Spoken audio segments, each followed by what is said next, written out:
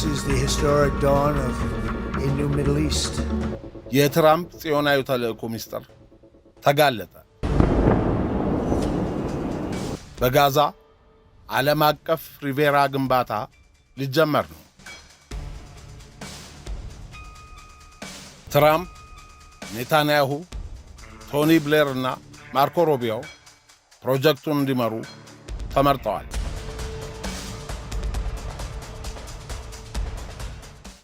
ፕሬዝዳንት ዶናልድ ትራምፕ በንጹሐን ደም የጨቀየውንና ለድፍን 60 ዓመታት ያለማቋረጥ ስደት፣ እስራትና እልቂት የሚያስተናግደውን ጋዛ ወደ ዓለም አቀፍ የቱሪዝምና የንግድ ማዕከልነት ለመለወጥ ከእስራኤል መንግሥት ጋር በመሥራት ላይ ናቸው። የጋዛን የባሕር ዳርቻ በሞናኮ ወይም በዱባይ እንደሚገኙት የቅንጦት ሆቴሎች፣ የመዝናኛ ስፍራዎችና ሰማይ ጠቀስ የመኖሪያ ሕንፃዎችን በመገንባት በዓለም ላይ ካሉ እጅግ ምርጥ የመዝናኛ ስፍራዎች አንዱን እናደርገዋለን ብለው የሚፎክሩት ዶናልድ ትራምፕ ከእስራኤሉ ጠቅላይ ሚኒስትር ቤንያሚን ኔታንያሁ ጋር ይህንን ምስጢራዊ የጽዮናውያን ተልእኮ ሥራ ላይ ለመዋል እየተንቀሳቀሱ ነው።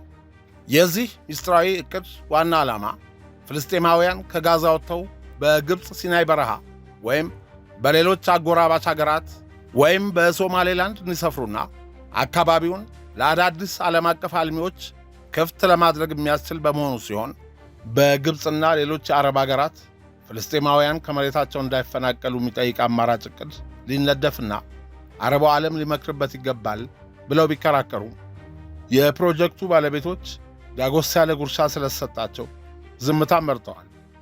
ጋዛ ሪቬራ የሚለው ጽንሰ ሐሳብ በዋናነት ከዶናልድ ትራምፕ ከአማቻቸው ጄራርድ ኩሽነርና ከቤንያሚን ኔታንያሁ ጋር ተያይዞ የሚነሳ አወዛጋቢ የልማት ሐሳብ ነው። የቾይዝ ውሃ እህት ኩባንያ ማይ ቾይዝ ሪል ስቴት በመሃል አዲስ አበባ ከጋዜቦ አደባባይ ወደ አፍሪካ ህብረት በሚወስደው የዲፕሎማቶች መንገድ ወልደው ከብደው እፎይ ብለው የሚኖሩበት ቤት አቅርቦሎታል። የተናጠል ካርታ የወጣላቸው ባለ 2ና ባለ 3 መኝታ ቤቶችን ውብ አድርጎ እየገነባ ነው። 50 በመቶ የባንክ ብድር የተመቻቸለትን ቤት የራሱ ያድርጉ። ማይ ቾይዝ ሪል ስቴት ለትውልድ የሚተላለፍ ጥሪት እንዲያኖሩ በ0979 79 15 79 ይደውሉ። ይመርጡናል እንጂ አያወዳድሩንም። ማይ ቾይዝ ሪል ስቴት። የዚህ ፕሮጀክት ባለቤቶች ጽዮናውያኑ የዓለማችን ቢሊዮነሮች ናቸው ይላሉ የሴራ ተንታኞች። ጋዛ ሪቬራን የመገንባት ዕቅድ ይፋ ያደረጉት ፕሬዝዳንት ዶናልድ ትራምፕ ጋዛን በዓለም ላይ ካሉ ውብ የባሕር ዳርቻዎች አንዱ ሊሆን በሚያስችል ዕቅድ መዋለ ንዋይ በማፍሰስ ታሪኳን እንቀይራለን ብለዋል። የሴራ ትንታኔዎች በማቅረብ የታወቁ ፖድካስቶች ላይ ቀርበው በጉዳዩ ላይ አስተያየት የሰጡ ወገኖች ይህ የጽዮናውያን ምስጢራዊ ተልእኮ ነው፣ አሁን 3ኛ ዓመቱን የያዘውና የእስራኤል ጦር በጋዛ እያካሄደው ያለው ዘመቻ ዓላማው ፍልስጤማውያን ከቀያቸው በማፈናቀል መሬቱን ለዚህ የሪል ስቴትና የቱሪስት መናኸሪያ ለማድረግ በሰው ሞትና መፈናቀል ለማትረፍ የሚካሄድ ግዙፍ ፕሮጀክት ዝግጅት ነው ሲሉ ይታቹታል። ጦርነቱ የጋዛን ነበር መሠረተ ልማት በማውደም ፍርስራሹን አጥርቶ በሚፈጠረው ባዶ መሬት ላይ ከፍተኛ ትርፍ የሚያስገኙ ዓለም አቀፍ የንግድ ፕሮጀክቶችን ለመገንባት ታስቦ የተነደፈ ነው። ዕቅዱ የፍልስጤምን ነፃ አገር የመሆን ጥያቄ ወደ ጎን በመተው ጉዳዩን ጽዮናውያን ሲያቀነቅኑት የኖሩትን ፍሮም ዘ ሪቨር ቱ ዘ ሲ የተባለውን ሕልም ወደ ተግባር የሚቀይር ወደ ኢኮኖሚያዊ ልማትና ሰላምን ለጽዮናውያን ብቻ ለማቀዳጀት የሚደረግ ሙከራ ተደርጎ ይታያል። በአሁኑ ወቅትም እስራኤል በጋዛ ያለው የፍልስጤማውያን ሕይወትና የኑሮ ሁኔታ እጅግ አስቸጋሪ እንዲሆን የሚያደርግ ወታደራዊ ዘመቻን እያካሄደች ነው። በሚሊዮን የሚቆጠሩ ሰዎች ተፈናቅለዋል። በረሃብና በሕክምና ጦትም ለከፍተኛ ስቃይ ተዳርገዋል። በ2026 የጋዛ ሪቬራ ወይም ኒው ጋዛ ተብሎ የሚጠራውን ታላቅ የልማት ፕሮጀክት ዕቅድ ሥራ ለማስጀመር ጽዮናውያኑ ቢሊዮነሮች ምክክር ላይ ናቸው። የአሜሪካው ፕሬዝዳንት ዶናልድ ትራምፕ አስተዳደርና አማካሪያቸው ጃሬድ ኩሽነር በጃንዋሪ 2026 በዳቮስ የዓለም ኢኮኖሚ ፎረም ላይ ይፋ ያደረጉት ይህ ታላቅ የከተማ ግንባታ ዕቅድ የሚያካትታቸው በባሕር ዳርቻው ላይ እስከ 180 የሚደርሱ ዘመናዊ ሰማይ ጠቀስ ሕንፃዎች፣ የቱሪዝም መዳረሻዎችና የቅንጦት መኖሪያዎችን መገንባት ሲሆን $25 ቢሊዮን የሚጠጋ ኢንቨስትመንት በማፍሰስ ለ500,000 ሰዎች የሥራ ዕድሎችን ለመፍጠርና ጋዛን ወደ መካከለኛው ምስራቅ የቱሪዝም ማዕከልነት መለወጥ፣ አዲስ ወደብ፣ የኢንዱስትሪ ዞኖችና አውሮፕላን ማረፊያ ግንባታን ለማካሄድ የተነደፈ ታላቅ ዕቅድ ቢቀርብም መሬት ላይ ያለው እውነታ ግን እጅግ የተለየ ነው። ከኦክቶበር 2005 ጀምሮ የታወጀው የተኩስ አቁም ስምምነት እጅግ ደካማ ሲሆን አሁንም የእስራኤል ጦር ኃይል በፍልስጤምና በጋዛ ነዋሪዎች ላይ መጠነ ሰፊ ጥቃቶችን እየሰነዘረ ይገኛል። በጦርነቱ ምክንያት በጋዛ ውስጥ 60 ሚሊዮን ቶን የሚገመት ፍርስራሽ ተከምሯል። ይህንን ፍርስራሽ እንኳን የማስወገድና የመልሶ ግንባታው ሂደት ገና አልተጀመረም። እነ ዶናልድ ትራምፕ በአስፈጻሚነት እውን የሚያደርጉት የጋዛ ሪቬራ ፕሮጀክት ቦርድ ኦፍ ፒስ በተባለ የአሜሪካ ፕሬዝዳንት ባቋቋሙት የዓለም አቀፍ አካል እንዲመራ ቢታቀድም እስካሁን ተግባራዊ አልሆነም። ጋዛ ለ10 ዓመታት በአሜሪካ ባለአደራነት እንድትተዳደርና ለግንባታው ከ70 እስከ 100 ቢሊዮን ዶላር ከግልና ከመንግሥት ኢንቨስተሮች እንዲሰበሰብ ታቅዷል። በአጠቃላይ በ2026 ጋዛ ሪቬራ በወረቀት ላይ ያለና በ3D ምስሎች የታጀበ የልማት ሕልም ሲሆን ጋዛ ግን አሁንም በከፍተኛ ደረጃ ሰብአዊ እርዳታ በሚያስፈልጋት ሁለንተናዊ ቀውስ ውስጥ እየዳከረች ነው። አውሮፓውያን ፕሮጀክቱን በተመለከተ ከፍተኛ ተቃውሞና ስጋቶችን ገልጸዋል። የአውሮፓ ሀገራት በተለይም ጀርመን፣ ፈረንሳይ፣ ስፔንና አየርላንድ ፕሮጀክቱ ዓለም አቀፍ ሕግን የሚጥስና የፍልስጤማውያንን የመኖር መብት የሚጋፋ ነው በሚል በጽኑ ተቃውመውታል። ፕሬዚዳንት ትራምፕ ፍልስጤማውያንን ከጋዛ በማስወጣት አካባቢውን ወደ መዝናኛ ሪቬራ የመቀየር ሐሳብ ማቅረባቸው በአውሮፓውያን ዘንድ እንደ ጎሳ ማጽዳት ወይም ኤትኒክ ክሊንሲንግ ተቆጥሮ ተወግዟል። የአውሮፓ ኅብረትና የተባበሩት መንግሥታት ድርጅት በአካባቢው ዘላቂ ሰላም ለማምጣት በቀረበው ሁለት መንግሥት የመመስረት ዕቅድ መሠረት ጋዛ የወደፊቷ የፍልስጤም መንግሥት አካል መሆን አለባት ብለው ያምናሉ። በመሆኑም የትራምፕ ዕቅድ ይህንን ተስፋ የሚያጨልምና የፍልስጤማውያንን ሉዓላዊነት ችላ የሚል ነው በሚል ተቀባይነት አላገኘም። ፈረንሳይና ጀርመን ሕዝብን በግዴታ የማፈናቀል ከባድ የጦር ወንጀልና የጄኔቫ ኮንቬንሽን ጥሰት መሆኑን አስታውቀዋል። ይህ አዲስ የተቋቋመ የቦርድ ኦፍ ፒስ አካል የተባበሩት መንግሥታትን ሚና ይተካል በሚል ዶናልድ ትራምፕና ባለሥልጣኖቻቸው እንዳቋቋሙት ስለሚታመን የብሪታንያ መንግሥትም በቦርዱ ላይ የነበረውን ጥርጣሬ ገልጾ ለመቀላቀል ፈቃደኛ አልሆነም። በጉዳዩ ላይ በአውሮፓ ኅብረት ውስጥ የተወሰነ መከፋፈልም ይታያል። የተወሰኑ የአውሮፓ ኮሚሽን አባል አገራት በሰብአዊ እርዳታና በመልሶ ግንባታው ሂደት ላይ ለመሳተፍ ፍላጎት ሲያሳዩ፣ ሌሎች ደግሞ ከዕቅዱ በስተጀርባ ያለውን ፖለቲካዊ ዓላማ ይቃወማሉ። ባለፉት 3 ዓመታት ከ2023 ጀምሮ እስራኤል በጋዛ እያካሄደችው ባለ ጦርነት የተገደሉ ፍልስጤማውያን በጋዛ ጤና ሚኒስቴር ሪፖርት መሠረት እስካሁን ቢያንስ 44,000 ፍልስጤማውያን ተገለዋል። ከሟቾቹ መካከል አብዛኞቹ ከ70% በላይ የሚሆኑት ሴቶችና ሕፃናት እንደሆኑም የተባበሩት መንግሥታት ድርጅት ገልጿል። ከሟቾቹ በተጨማሪ ከ100,000 በላይ ሰዎች መቁሰላቸውን፣ በፈራረሱ ሕንፃዎች ፍርስራሽ ስር የተቀበሩና እስካሁን ያልተገኙ በሺዎች የሚቆጠሩ ሰዎች ስላሉ የሟቾች ቁጥር ከዚህም በላይ ሊሆን እንደሚችል ይገመታል። ጋዛ ሪቬራ የተሰኘው ፕሮጀክት በፕሬዝዳንት ዶናልድ ትራምፕ የቀረበና የጋዛን የባህር ዳርቻ ወደ ዘመናዊ ቱሪስትና የንግድ ማዕከልነት ለመቀየር ያለመ አወዛጋቢ ዕቅድ ነው። ይህ ዕቅድ ግሬት ትረስት ወይም ጋዛ ሪኮንስቲቱሽን ኢኮኖሚክ አክሰለሬሽን ኤንድ ትራንስፎርሜሽን ትረስት በሚል ስያሜ የሚንቀሳቀስ ባለ 38 ገጽ ሰነድ ፕሮጀክት ሲሆን ዋና ዋናዎቹም በጋዛ ውስጥ ከ6 እስከ 8 የሚደርሱ በሰው ሠራሽ አስተውሎት ወይም ኤአይ የታገዙ ስማርት ከተሞችን መገንባት፣ በተጨማሪም ኤለን መስክ የተባለ የኢንዱስትሪ ማዕከልና የኤሌክትሪክ መኪና ፋብሪካዎችን ማቋቋም ይገኝበታል።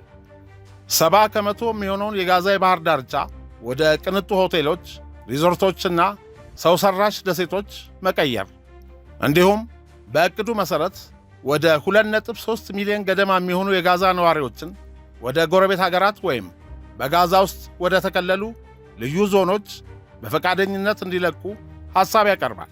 በፈቃደኝነት ለሚለቁ ነዋሪዎች $5000 የገንዘብ ክፍያ፣ የ4 ዓመት የቤት ኪራይና የ1 ዓመት የምግብ ድጋፍ ለማቅረብ አቅዷል። ጋዛን ከእስራኤል ከግብፅና ከባሕረ ሰላጤው አገራት ጋር የሚያገናኝ የአብርሃም መተላለፊያ ወይም አብርሃሚክ ኮሪደር የተባለ የባቡርና የኤነርጂ መስመር ዝርጋታንም ያካትታል። ይህ በዶናልድ ትራምፕ የቀረበው የጋዛ መልሶ ግንባታ በተለይም ጋዛ ሪቬራ ወይም ፕሮጀክት ሰንራይዝ በመባል የሚታወቀው ዕቅድ በዋናነት በልዩ የአስተዳደር ቦርድና በዓለም አቀፍ ባለሀብቶች ትብብር የሚመራ ነው።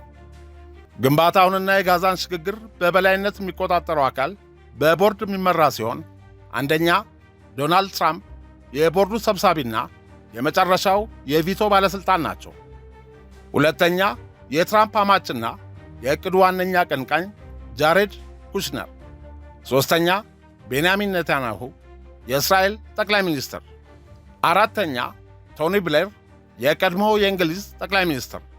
አምስተኛ ማርኮ ሩቢዮ የአሜሪካ የውጭ ጉዳይ ሚኒስትር ዋና ዋናዎቹ የፕሮጀክቱ መሪዎች ናቸው። የግንባታው ወጪ በአብዛኛው በግል ባለሀብቶችና በባሕረ ሰላጤው አገራት የገንዘብ ድጋፍ የሚከናወን ሲሆን ለግንባታው ድጋፍ ለማድረግ ቃል የገቡ የባሕረ ሰላጤው አገራት ሳውዲ አረቢያ፣ የተባበሩት አረብ ኤምሬትስ፣ ኳታር፣ ኩዌትና ባህሬን ሲሆኑ እንዲሁም ካዛኪስታን፣ አዘርባይጃን፣ ሞሮኮና ኡዝቤኪስታን የገንዘብ ድጋፍ ለማድረግ ፍላጎት አሳይተዋል። ምንም እንኳ አንዳንዶቹ ተሳትፎ እንዳላቸው ባያረጋግጡም ለፋይናንስና ለከተማ ፕላን ዝግጅት ድጋፍ ለማድረግ በዕቅዱ ሰነድ ላይ ስማቸው የተጠቀሱ ኩባንያዎች ቦስተን ኮንሰልታንቲንግ ግሩፕ፣ ቴስላና ስፔስ ኤክስ የኤለን መስክ ስማርት ማምረቻ ቀጠና ለመገንባት ተስማምተዋል። ሌሎች እንደ አማዞን፣ አይኪያና ቲኤስኤምሲን የመሳሰሉ ግዙፍ ኩባንያዎች በመሠረተ ልማት ግንባታው ላይ ሊሳተፉ እንደሚችሉ በዕቅዱ ሰነድ ላይ ተመልክቷል። በጋዛ የዕለት ተዕለት ሥራዎችን እንዲመሩ የተመረጡ 12 የፍልስጤም ባለሙያዎች ቡድኖች በአሊ ሻዓት ይመራሉ። ይህ ቡድን በጤና፣ በግብርና፣ በቤቶችና በመሠረተ ልማት ዘርፎች የተሰማሩ ባለሙያዎችን ያቀፈ ነው። ኢንዶኔዥያ፣ ሞሮኮ፣ ካዛኪስታን፣ ኮሶቮና አልባንያ ግንባታው በሚካሄድበት ወቅት ደህንነትን ለመጠበቅ ወታደር ለመላክ የተስማሙ አገራት ናቸው። የፍልስጤም ቦርድ ኦፍ ፒስ ስጋት አስተዳደር በዶናልድ ትራምፕ የጋዛ ዕቅድ ላይ ያለው አቋም በሁለት ዋና ዋና ምዕራፎች የተከፈለ ሲሆን በሂደቱም ከመቃወም ወደ ጥንቃቄ የተሞላበት ትብብር ተሸጋግሯል። ትራምፕ መጀመሪያ ጋዛን ሊመረከብና ፍልስጤማውያንን ወደ ሌላ ቦታ የማስፈር ሐሳብ ባቀረቡበት ወቅት በተባበሩት መንግሥታት ዕውቅና የተሰጠው የፍልስጤም አስተዳደር ዕቅዱን በጽኑ ተቃውሞ ነበር። ፕሬዚዳንት ማህሙድ አባስ ጋዛ የፍልስጤም አገር የማይነጠል አካል መሆኗን ገልጸው ማንኛውም የውጭ አገር አስተዳደር አሜሪካን ጨምሮ በጋዛ ላይ እንዲሰፍን አንቀበልም ብለዋል። ፍልስጤማውያንን ከጋዛ የማባረር ዕቅድ ዓለም አቀፍ ሕግን የጣሰና የዘር ማጽዳት ወንጀል ነው በማለትም ኮንነዋል። ፕሬዚዳንት ማህሙድ አባስ የሪቬራ ግንባታ ጋዛን ወደ ቅንጡ መዝናኛነት የመለወጥ ዕቅድ የፍልስጤማውያንን የመመለስ መብት ወይም ራይት ኦፍ ሪተርን የሚጥስ ነው በሚል ውድቅ ተደርጎ ነበር። በኋላ ላይ ትራምፕ ባለ 20 ነጥብ የሰላም ዕቅዳቸውን ሲያሻሽሉና የፍልስጤም አስተዳደር በጋዛ የወደፊት አስተዳደር ውስጥ ሚና እንዲኖረው ሲፈቅድ አቋማቸው መለወጥ ጀመረ። በሴፕቴምበር 2025 የፍልስጤም አስተዳደር በትራምፕ የቀረበውን የሰላም ዕቅድ በሥራ ላይ ለመዋልና ከትራምፕ ጋር ለመሥራት ፈቃደኛ ለመሆን የሚከተሉት ነጥቦች ያለምንም ቅድመ ሁኔታ በሥራ ላይ እንዲውሉ ጠይቀዋል። የእስራኤል ጦር ሙሉ በሙሉ ከጋዛ እንዲወጣ፣ ጋዛና ዌስት ባንክ በአንድ የፍልስጤም አስተዳደር ስር እንዲሆኑ፣ እንዲሁም የተቋረጠው የፍልስጤም የታክስ ገቢ በእስራኤል በኩል ሲለቀቅ ብቻ መሆኑን አመልክተዋል። ምንም እንኳን የፍልስጤም አስተዳደር በዕቅዱ ውስጥ ቢሳተፍም አንዳንድ ስጋቶች አሁንም አሉ። በተለይም የጋዛ አስተዳደር በሰላም ቦርድ ስር መሆኑና ለፍልስጤም አስተዳደር ሥልጣን የሚተላለፈው የሪፎርም ሥራዎች ከተጠናቀቁ በኋላ ብቻ ነው መባሉ የውጭ አገር ሞግዚት አስተዳደር ወይም ኢንተርናሽናል ጋርዲያንሺፕ እንዳይሆን የሚል ስጋት አለ። የጋዛ ሰርጥ በአሜሪካ ባለአደራነት ስር እንድትተዳደር የሚለው ሐሳብ በፕሬዝዳንት ዶናልድ ትራምፕ አስተዳደር በኩል የቀረበና አነጋጋሪ የሆነ ዕቅድ ነው። ለጉዳዩ ቅርብ እንደሆኑ የሚናገሩ ወገኖች ሾልከው በወጡ መረጃዎች እንደሚያመለክቱት ጋዛን ለ10 ዓመታት ያህል በአሜሪካ መንግሥት ባለአደራነት ስር በማቆየት በከፍተኛ ቴክኖሎጂ የታገዘች ከተማ የማድረግ ዕቅድ አለ። እስራኤል በበኩሏ ከጦርነቱ በኋላ ጋዛን ማን ይቆጣጠራል በሚለው ጉዳይ ላይ የራሷን ወታደራዊ ዕቅዶች እያጸደቀች ሲሆን ጉዳዩ እስካሁንም ከፍተኛ ውዝግብ እያስነሳ ይገኛል። ይህ ዕቅድ በዓለም አቀፍ ደረጃና በአካባቢው አገራት ዘንድ ከፍተኛ ተቃውሞና ክርክር እያስከተለ ያለ ጉዳይ ነው። የተባበሩት መንግሥታት ድርጅት በጋዛ አስተዳደርና በአሜሪካ የቀረበው የሰላም ዕቅድ ላይ ያለው አቋም በሁለት ዋና ዋና መንገዶች ሊታይ ይችላል።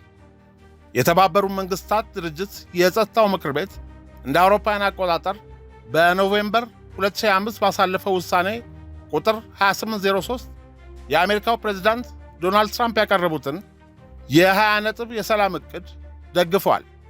ቦርድ ኦፍ ፒስ በጋዛ ውስጥ የመልሶ ግንባታ ሥራዎችን የሚያስተባብር ጊዜያዊ አስተዳደር ሆኖ እንዲያገለግል የሰላም ቦርድ መቋቋሙንም ተቀብሏል። ዓለም አቀፍ የማረጋጊያ ኃይል ወይም አይኤስኤፍ በጋዛ ውስጥ ሰላምን ለማስከበርና አካባቢውን ከጦር መሣሪያ ለማጽዳት የሚረዳ ዓለም አቀፍ ኃይል እንዲያሰማራ ፈቅዷል። ይህ ውሳኔ በ13 ድጋፍ ሲጸድቅ ሩሲያና ቻይና ድምፅ ከመስጠት ተቆጥበዋል። ምንም እንኳን የጸጥታው ምክር ቤት ዕቅዱን ቢደግፍም የተለያዩ የተባበሩት መንግሥታት ድርጅት አካላትና የሰብአዊ መብት ተሟጋቾች ከፍተኛ ስጋታቸውን እየገለጹ ይገኛሉ። የተባበሩት መንግሥታት ድርጅት የሰብአዊ መብቶች ከፍተኛ ኮሚሽነር ቮልከር ቱርክ በአፕሪል 2026 ባወጡት መግለጫ የተኩስ አቁም ስምምነቱ ከታወጀ 6 ወራት ቢቆጠሩም አሁንም በጋዛ ንጹሐን ዜጎች እየተገደሉ መሆኑንና የፍልስጤማውያን ሕይወት አደጋ ላይ መሆኑን ገልጸዋል። አንዳንድ የተባበሩት መንግሥታት ድርጅት ልዩ ሪፖርተሮች ለምሳሌ ፍራንቼስካ አልባኔዝ ዕቅዱ የፍልስጤማውያንን የመንቀሳቀስ መብት የሚጥስና የዘር ማጽዳት ወይም ኤትኒክ ክሊንሲንግ ሊያስከትል የሚችል ስነ ምግባራዊና ሕገወጥ ተግባር ነው ሲሉ ኮንነዋል። እንደ ኦክስፋም ያሉ ድርጅቶች በአፕሪል 2026 ባወጡት ሪፖርት የአሜሪካው ዕቅድ የሰብአዊ ድጋፍ አቅርቦትን በማሻሻል ረገድ እንዳልተሳካ ገልጸዋል። በአጠቃላይ የተባበሩት መንግሥታት ድርጅት በይፋዊ የጸጥታው ምክር ቤት ውሳኔ የአሜሪካን የሽግግር አስተዳደር ሚና ቢቀበልም በተግባር ግን በጋዛ ያለው ሰብአዊ ሁኔታና የፍልስጤማውያን መብት አሁንም አሳሳቢ እንደሆነ እየገለጸ ይገኛል። ፕሬዝዳንት ዶናልድ ትራምፕና የእስራኤል መንግሥት በኢራን ላይ የከፈቱት ጦርነት 7ኛ ሳምንቱን ለመያዝ ቀናት እየቀሩት እያለ በመላው ዓለም ያሉ ጽዮናውያን በጋዛ ሰርጥ የሚመሠረተውንና 70 ከመቶ የሚሆነውን የጋዛ የባሕር ዳርቻ ወደ ቅንጡ ሆቴሎች፣ ሪዞርቶችና ሰው ሠራሽ ደሴቶች ለመቀየር ያዘጋጁትን ዕቅድ ለመተግበር በህቡ መንቀሳቀሳቸውን እንደቀጠሉ ነው። በአሁኑ ጊዜ ፍልስጤማውያን በዋነኝነት ትኩረታቸው ከጦርነት በኋላ ባለው መልሶ ግንባታ፣ ፖለቲካዊ አንድነትና የሰብአዊ መብት ጥያቄዎች ውስጥ ዋነኞቹ አንገብጋቢ አጀንዳዎች በጋዛና በዌስት ባንክ የደረሱ ውድመቶችን ተከትሎ መጠለያ፣ ምግብና የጤና አገልግሎት ማግኘት የሕዝቡ ዋነኛ የዕለት ተዕለት ጭንቀት ነው። ፍልስጤማውያን የራሳቸውን መንግሥት የመመስረትና በዓለም አቀፍ ደረጃ ዕውቅና የማግኘት ጥያቄያቸውን በከፍተኛ ድምፅ እያነሱ ይገኛሉ። በተለይም የሁለት መንግሥታት መፍትሔ ተግባራዊ እንዲሆንና ወረራ እንዲቆም ይጠይቃሉ። በፍልስጤማውያን ዘንድ በተለያዩ የፖለቲካ ቡድኖች ለምሳሌ በሐማስና በፋታህ መካከል እርቅ ወርዶ የተባበረ አመራር እንዲኖር ከፍተኛ ፍላጎት አለ። ዓለም አቀፉ ማኅበረሰብ ለፍልስጤም ሰላምና ፍትሕ የገባውን ቃል እንዲጠብቅና ግፊት እንዲያደርግ በየመድረኩ ድምፃቸውን እያሰሙ ነው። በአጠቃላይ ፍልስጤማውያን የሚጠይቁት ሰላምን፣ ነፃነትንና የሰብአዊ ክብራቸው እንዲጠበቅ ነው። ብዙዎች የመካከለኛው ምስራቅ ሪቬራ ተብሎ የሚጠራው ዕቅድና ፍሮም ዘ ሪቨር ቱ ዘ ሲ ወይም ከወንዝ እስከ ባሕር የሚለው መፈክር የተለያዩ መነሻዎችና ግቦች አሏቸው። ሆኖም ግን ሁለቱም በጋዛና በዌስት ባንክ በሚኖሩ ፍልስጤማውያን የወደፊት ዕጣ ፈንታ ላይ ከፍተኛ ውዝግብ የሚያስነሱ ጉዳዮች ናቸው። የመካከለኛው ምስራቅ ሪቬራ በዶናልድ ትራምፕ አስተዳደርና እንደ ጃሬድ ኩሽነር ባሉ ግለሰቦች የቀረበ የሪል ስቴትና ኢኮኖሚ ልማት ዕቅድ ነው።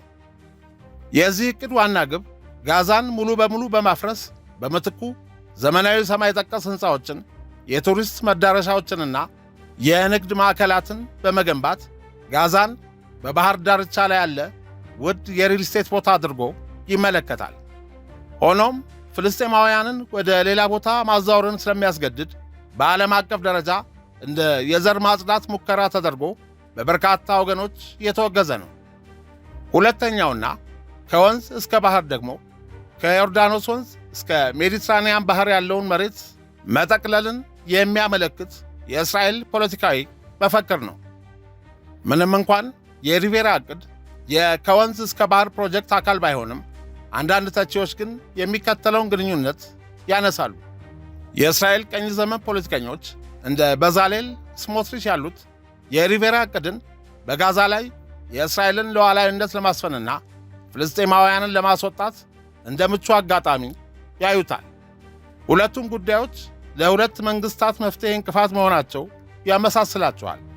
የአሜሪካው ፕሬዝዳንት በጋዛ ዙሪያ ላቋቋሙት የሰላም ቦርድ አባል እንዲሆኑ የቀረበላቸውን ጥሪ ውድቅ ያደረጉት የቫቲካን ካቶሊካዊት ቤተ ክርስቲያን ሊቀ ጳጳስ ሊዮ እግዚአብሔር ጦርነት የሚከፍቱትንና እጃቸው በደም የተጨማለቀ ሰዎችን ጸሎት አይቀበልም ብለዋል። በተጨማሪም ትራምፕ በዚህ ወር የኢራንን ስልጣኔ ለማጥፋት የሰነዘሩትን ዛቻ ፈጽሞ ተቀባይነት የሌለው ነው ማለታቸውን ተከትሎ ዶናልድ ትራምፕ ከፍተኛ የስም ማጥፋት ዘመቻ ከፍተውባቸዋል። አሜሪካ በኢራን ላይ የጣለችው የባህር ከበባ በተግባር እየፈረሰ ሲሆን፣ እስራኤል ደግሞ በአውሮፓ የነበራትን ጠንካራ ድጋፍ በከፍተኛ ፍጥነት እያጣች ነው። ከሰሞኑ በኢጣሊያ ፓርላማ ውስጥ በፍልስጤም ላይ እየተካሄደ ያለውን የተጠና ዓለም አቀፍ ማፈናቀልና የዘር ማጽዳት ዘመቻ በዝምታ በማየታቸው የኢጣሊያ መንግሥት ባለሥልጣናት በታሪክ ፊት ተጠያቂ ናቸው የሚል ክስ ቀርቦ በጉዳዩ ላይ እጅግ የጦፈ ክርክር ተካሂዶ ነበር። የኢጣሊያ የፓርላማ አባል አንጄሎ ቦኔሊ በፓርላማው በጠቅላይ ሚኒስትር ጆርጂያ ሜሎኒ ላይ ጠንከር ያለ ውንጀላ ሰንዝረዋል። አንጄሎ ቦኔሊ የኢጣሊያ መንግሥት ራሱን ለአሜሪካና ለእስራኤል መንግሥታት በመሸጡ በጋዛ ፍልስጤማውያን ላይ ለ3 ዓመታት የዘለቀውን የዘር ማጽዳት ወንጀል እያዩ እንዳላዩ በዝምታ በማለፋቸው ወንጀለኞች ናቸው ብለዋል። ቤንያሚን ኔታንያሁ ብቻውን የጦር ወንጀለኛ አይደለም። የአሜሪካው ፕሬዝዳንት ዶናልድ ትራምፕ ብቻም ሳይሆን የአውሮፓ ኅብረት ባለሥልጣናትም የጦር ወንጀለኞች ናቸው። ምክንያቱም የጄኔቫ ስምምነቶችን በመጣስ ትምህርት ቤቶች፣ ሆስፒታሎችና የሲቪል መሠረተ ልማቶች ሲደበደቡና ሲፈርሱ እያዩ በዝምታ ቡራኬ እየሰጡ ነው የከረሙት። በጋዛ፣ በየመን፣ በሶሪያና በሊባኖስ የጦር ኃይሉን በማሰማራት ሴቶችንና ሕፃናትን ያለምንም ርኅራኄ የሚገለውን የእስራኤል መንግሥት የሚተባበሩ ሁሉ ዓለም አቀፍ ሽብርተኞች ናቸው። ዛሬ እያየን ያለነውም በአሜሪካና በእስራኤል መንግሥታት እየተካሄዱ ያሉ ጦርነቶች በዓለም አቀፍ ደረጃ ሁለንተናዊ ሽብርተኝነት ነው ያሉት የኢጣሊያ ፓርላማ አባል አንጄሎ ቦኔሊ ትችታቸውን በመቀጠል ማዳም ሜሎኒ፣ በጋዛ እየሆነ ያለው ነገር በዋሽንግተን ቡራኬና በእናንተ ተባባሪነት የሚፈጸም መንግሥታዊ ሽብር ነው ወይ ደግሞ የኢጣሊያን ታሪክና ክብር የሚመጥን የሞራል ልዕልና አሳይታችሁ ከእስራኤልና ከአሜሪካ ጋር ያላችሁን ትብብር በቁርጠኝነት አቁሙ፣ ታሪክ ስሩ። ካልሆነ ግን ራሳችሁን ለእነዚህ የሞትና የእልቂት ነጋዴዎች ከሸጣችሁ ያለምንም ቅድመ ሁኔታ ሥልጣን መልቀቅና ለተከበረው ፓርላማ የሥራ መልቀቂያ ደብዳቤያችሁ ማስገባት አለባችሁ። የክብር ሞት ሙቱ። ኢጣሊያ በእነዚህ ግጭት ጠማቂዎች በአሜሪካና በእስራኤል መሪዎች በሚካሄድ ሽብር ላይ አንዳችም ሚና ሊኖራት አይገባም ብለዋል። ይህ የኢጣሊያ ፓርላማ አባል ንግግር በዓለም አቀፍ ደረጃ ከፍተኛና ሰፊ ሽፋን በማግኘቱ ክፉኛ ያስቆጣቸው የእስራኤሉ ጠቅላይ ሚኒስትር ኔታንያሁ ኢጣሊያንና አውሮፓን በሙሉ በማውገዝ እኛ ዛሬ እየተከላከልን ያለነው ጥልቅ የሞራል ድቀት እያሳየች ላለችው አውሮፓ ነው ሲሉ ምላሽ ሰጥተዋል። የእስራኤል የቅርብ ወዳጅ የነበረችው የኢጣሊያ ጠቅላይ ሚኒስትር ጆርጂያ ሜሎኒ ዓለምን ያስገረመ ውሳኔ ያሳልፋለች። ኢጣሊያ ከእስራኤል ጋር የነበራትን የመከላከያና የቴክኖሎጂ ትብብር ስምምነት በይፋ አግዳለች። ምክንያቱም ከጥቂት ቀናት በፊት እስራኤል በሊባኖስ በሚገኘው የተባበሩት መንግሥታት ድርጅት የሰላም አስከባሪ ተሽከርካሪዎች ላይ ተኩስ በመክፈቷ ነው። በኮንቮይ ውስጥ የኢጣሊያ ወታደሮች የነበሩ ሲሆን ድርጊቱ በሁለቱ አገራት መካከል ትልቅ ቀውስ ፈጥሯል። በተጨማሪም በኢጣሊያ ፓርላማ ውስጥ የነበረው ከፍተኛ ተቃውሞና የሕዝብ ግፊት ሜሎኒ ከእስራኤል ጎን መቆሟ እንድታቆም አስገድዷታል። ከዚሁ ጋር በተያያዘ የስፔኑ ጠቅላይ ሚኒስትር ፔድሮ ሳንቼዝ እስራኤልን ወንጀለኛ አገር በማለት የጠሩ ሲሆን በኢራን ላይ እየተካሄደ ያለው ጦርነት ሕገወጥ መሆኑን በመጥቀስ ድርጊቱን በአሜሪካ አስተዳደርና በእስራኤል የተፈጸመ ከባድ የፖለቲካ ስህተት ነው ሲሉ ኮንነውታል። ዶናልድ ትራምፕ ከኢራን ጋር በምናደርገው ጦርነት ስላልደገፍሽን የንግድ ግንኙነታችንን አቋርጣለሁ ብለው ቢዝቱም የቻይናው ፕሬዝዳንት ዢ ጂንፒንግ ስፔን በታሪክ ትክክለኛ ጎን ላይ ቆማለች በማለት ድጋፋቸውን ገልጸውላታል። ፈረንሳይም ለመጀመሪያ ጊዜ የአሜሪካ የጦር መሳሪያዎች በግዛቷ በኩል ወደ እስራኤል እንዳያልፉ መከልከሏ ተዘግቧል። በሌላ በኩል ብሪታንያም አሜሪካ በኢራን ላይ በምትወስደው ማንኛውም ወታደራዊ እርምጃ ላይ እንደማትሳተፍ አስታውቃለች። የጋዛ ሪቬራን እንገነባለን እናስተዳድራለን ብለው በግልጽና በህቡ የሚንቀሳቀሱት ዶናልድ ትራምፕ በሆርሙዝ ሰርጥ ላይ የጣሉት ጥብቅ ከበባ በተግባር እየፈረሰ ነው።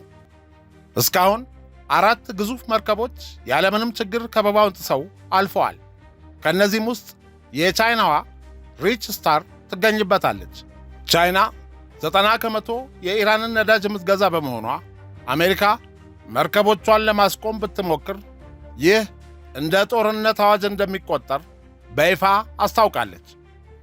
ዶናልድ ትራምፕ አሁን ትልቅ አጣብቂኝ ውስጥ ናቸው። የቻይናን መርከብ ቢመቱ ከዓለም ሁለተኛ የኢኮኖሚና ወታደራዊ ኃይል ካላት አገር ጋር ጦርነት ውስጥ ይገባሉ። ቢተዋት ደግሞ ከበባው ትርጉም አልባ መሆኑና የአሜሪካ ተሰሚነት መዳከም ይፋ ይሆናል።